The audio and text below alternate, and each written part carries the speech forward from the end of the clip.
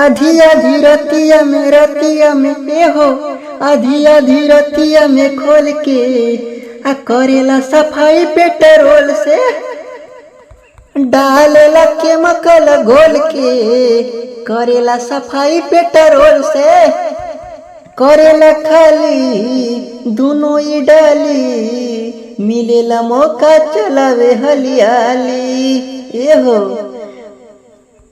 करेला खाली दोनों ही डाली, मिलेला मौका चलावे हलियाली, चलावे हलियाली।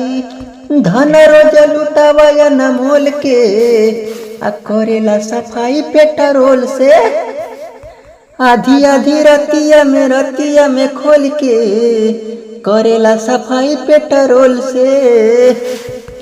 नया सामान के देके ध्यान के, हाथे से सानेला हमर हफिसान के, हाथे से सानेला हमर हफिसान के।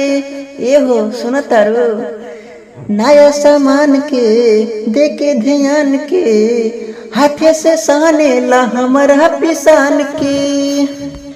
खूब मीठी मीठी बात बोल के करेला सफाई पेट्रोल से, आधी आधी रतिया में